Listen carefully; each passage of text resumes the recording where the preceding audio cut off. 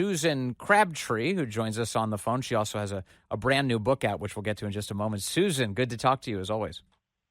Oh, it's great to talk to you, Vince, and congratulations on your new gig. Couldn't think of a better person to take over. Not fill Dan Bongino's shoes, but to take over that slot. It's incredible to see someone I love seeing someone who is so deserving get rewarded for their work. Thank you, Susan. I'm really looking forward to it. We start next week, Monday. It's going to be a lot of fun, and I'll have to talk to you there in that venue, too. But, Susan, tell me about the Secret Service and the fact that they had to shoot this man. What do we know at this hour? Well, I just spoke to the Metropolitan Police because they're the ones, the D.C. police are taking over this case and investigating it. And we know the guy is still alive. His name, as you mentioned, is Andrew Dawson. He's of North Manchester, Indiana. And he was placed under arrest for carrying a pistol without a license, carrying a rifle and a shotgun outside a home or business. And then he also had a BB gun. So, I think that's probably not what they were most concerned about.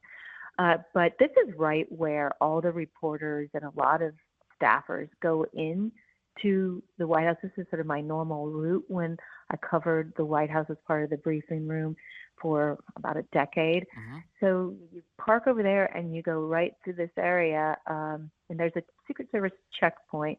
I think this man was obviously suicidal, and he was alerted. This is actually an example of local law enforcement working successfully with the Secret Service.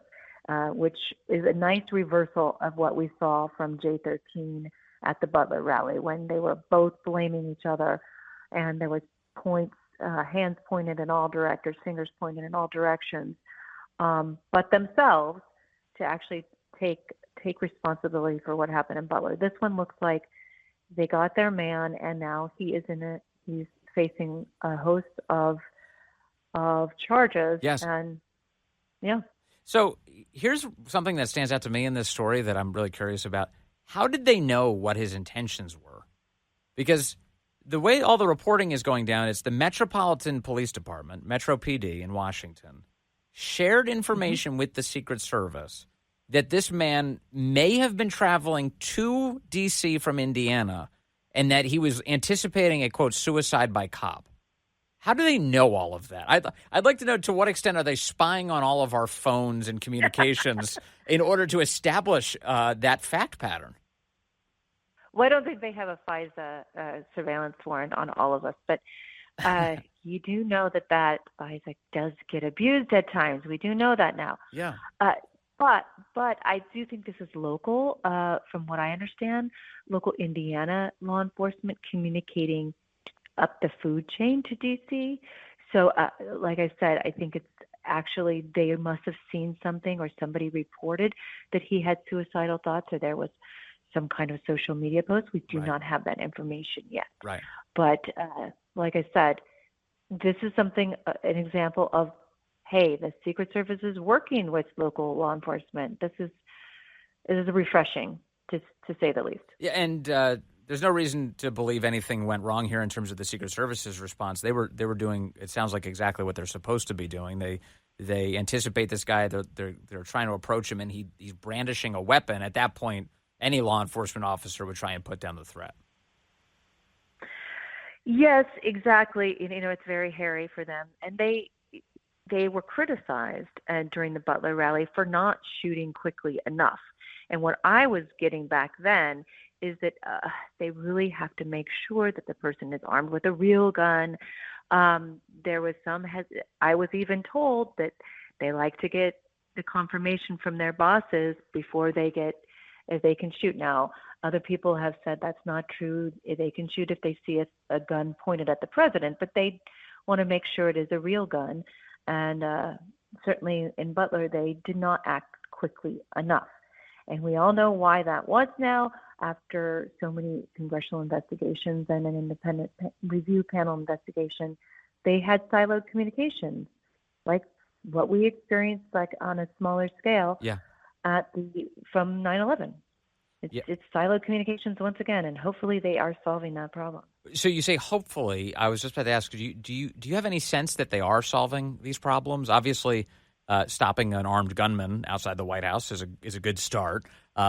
What do you know about how the Secret Service is changing things under the new director, Sean Curran? Well, I have had a request in to speak to Sean Curran. He has only done 2 interviews so far, and they were very quick and they weren't that revealing, to be quite honest.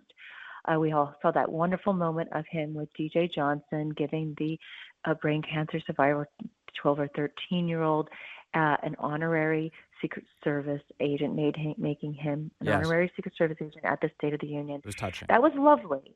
But they have not been forthcoming with me. I have asked them for an interview to talk about their reforms, and they have not granted that interview. I have been critical, as well as Dan Bongino, before he leaves his program.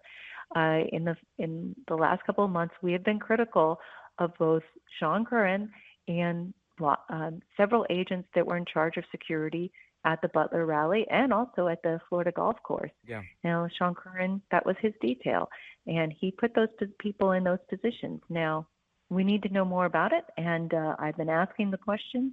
I would like to do a positive story on the Secret Service for a change. Why don't you tell me about whether you're going to keep the investigations aside, all the counterfeit money, financial crimes, even child trafficking cases, or whether you're going to give that role back, that duplicative role back to the FBI? Are you going to, because they share it now, they both do the similar types of investigations, and are you going to focus solely on protection? And by the way, is anyone getting fired? Is anyone getting doged at the Secret Service? Right. I'm hearing a lot of things about waste and abuse that are going on there, and I'm going to have questions shortly, soon for them on that. But we have not seen anyone fired in the Secret Service and it's 7 months. If you're listening to sports, how the Chiefs react to this loss will be fascinating. Mixed with pop culture, sprinkled with celebrity interviews. True or false, Kevin Bacon, for your role in Footloose, you attended classes at a high school. That's true, yeah. Yeah. Morgan Freeman, what was it like working with Gene Hackman? He came up in one scene and whispered in my ear, "I'm going to hurt you." I believed him. And you're enjoying the Rich Eisen Show podcast. Speaking of podcasts, follow and listen on your favorite platform. After and I can see, and I can even guess how some of these like press people in the Secret Service are thinking. They're probably thinking, well, we don't want to reveal any new secret methods and procedures to protect the president. We don't want. You don't have to do that. There's a million. Look, the public has a million questions that need to be answered, and you don't have to give up anything about how you're dramatically improving some sort of new secret way to protect the president. We want you to maintain those secrets. But at the same time, we want you to give us the confidence that you take seriously all of the various problems that led to multiple assassination attempts on a protectee so that they don't happen again. There's a way to do this that'll help restore the public's trust. Yes, and I broke this on WMAL earlier, I think last week. The Secret Service, their mission assurance report, that's their internal report on the failures at Butler and in the Florida golf course. They classified it. Now I'm hearing that from multiple sources. Why are they classifying that report? Is it to prevent it from getting to the Office of Inspector General? Is it to prevent it from getting to certain committees in Congress? So although I think the Intelligence Committee could get a copy of that report, why are they classifying that mission assurance report? I've heard it's pretty juicy, better than the investigations we've seen so far by more revealing than the congressional committees and that independent review panel. So I think that should get to the IG and to get to Congress for more oversight.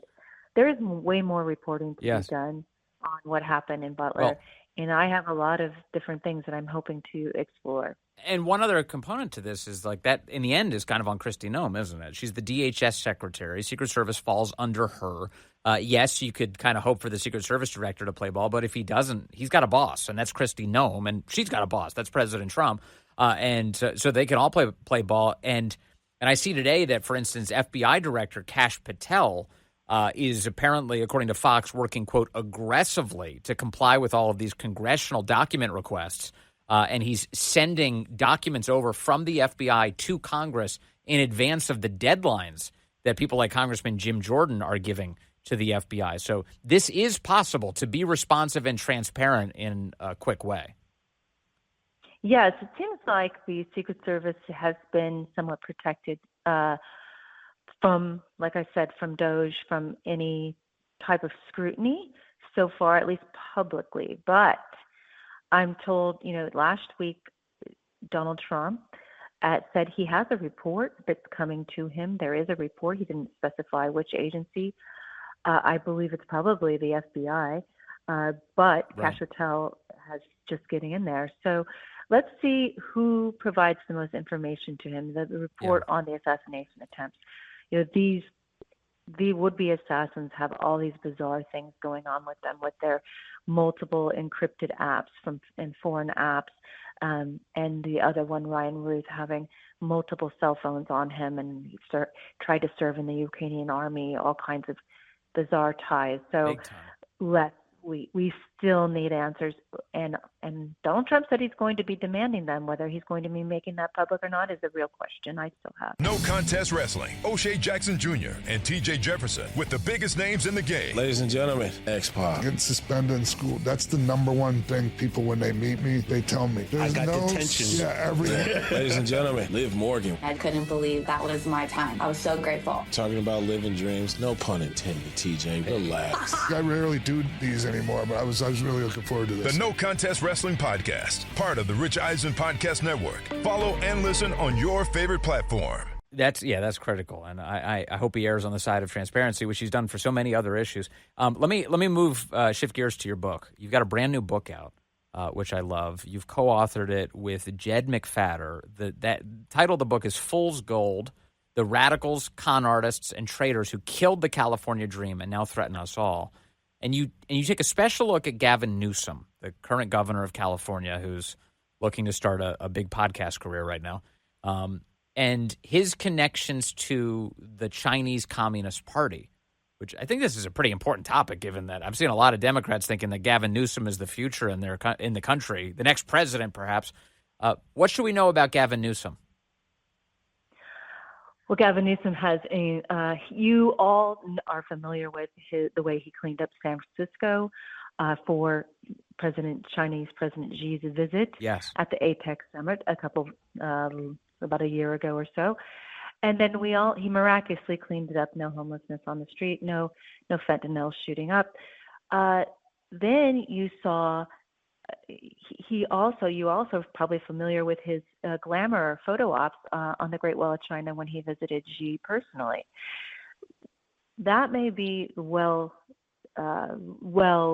padded territory, but what we go into is that he started, when he was a lieutenant governor, started a nonprofit called ChinaSF, and we were wondering, why did one of his vineyards have a big Chinese shipping box with all this Chinese language on it in one of his vineyard mixology areas inside. And we started looking into it. So he started this group, ChinaSF, when he was lieutenant governor, and it's responsible for bringing in more than 100 Chinese companies entree into California. And what they did with this is, you would probably guess, right? It's not so much going the other way. There's not a lot of U.S. companies getting into San Francisco or California companies getting into China, except, of course, Newsom did trademark his wines into China and actually had some ties to this business developer that we uncovered named Vincent Lo. He has deep ties to the CCP, the top Chinese government officials, and even Newsom poured wine for a lot of CCP officials and Vincent Lo at one of his buildings in Shanghai during a visit.